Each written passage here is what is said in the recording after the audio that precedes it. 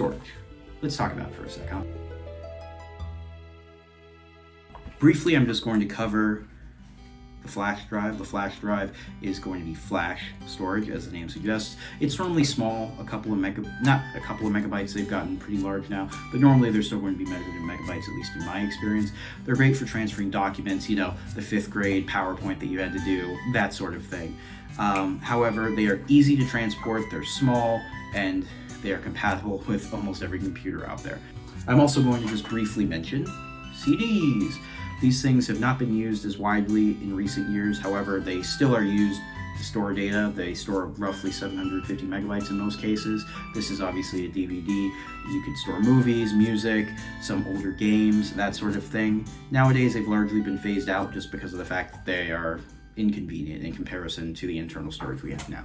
All right, next let's talk about these bad boys, hard drives.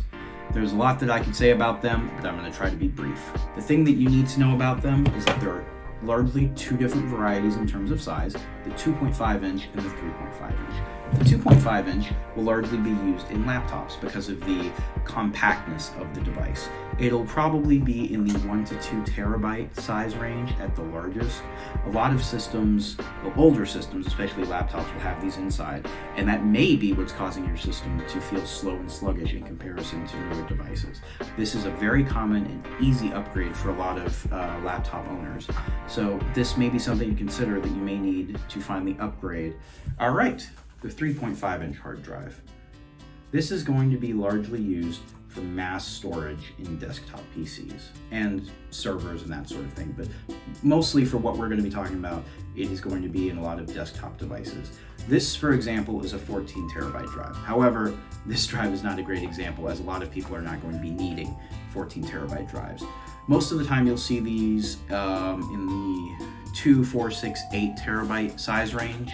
They are great for massive amounts of storage for a relatively cheap price. If you have a large movie collection, music collection, game collection, document collection, whatever it could be, this guy is probably going to be good for you.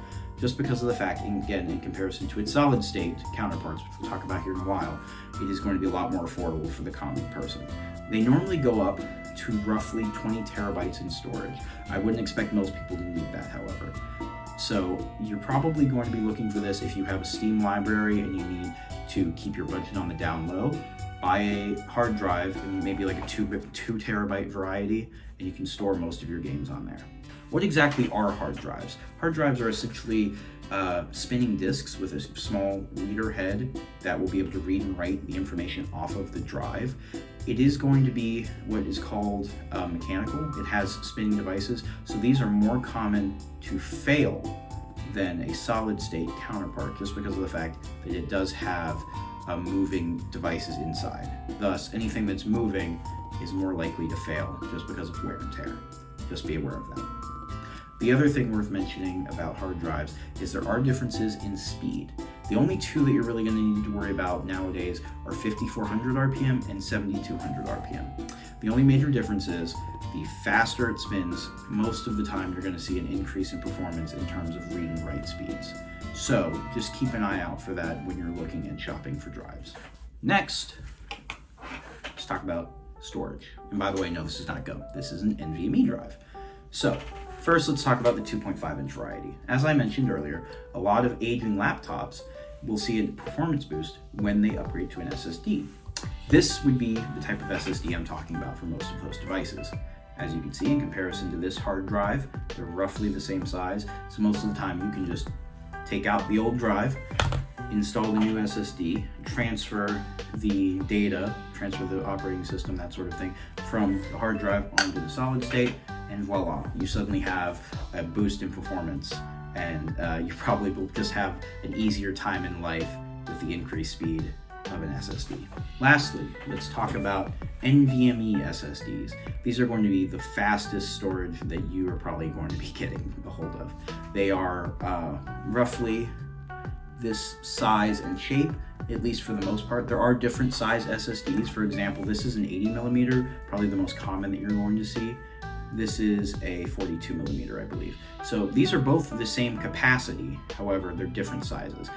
a lot of devices will have NVMe's in them nowadays, at least for the OS operating system and that sort of thing.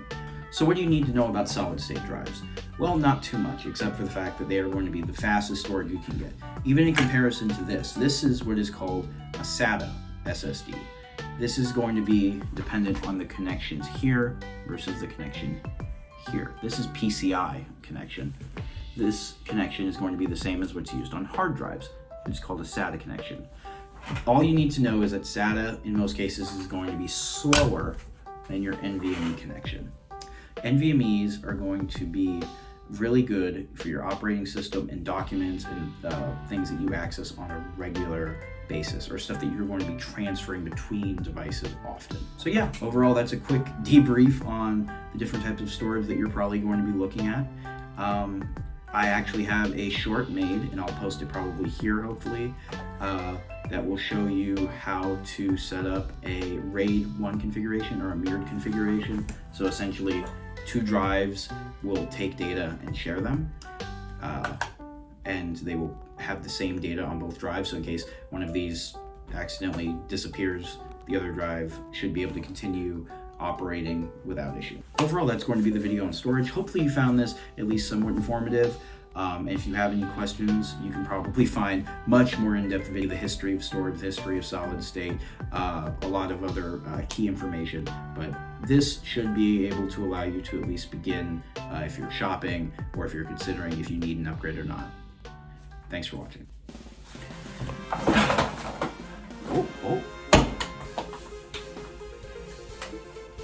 Oh, maybe that'll be a blooper.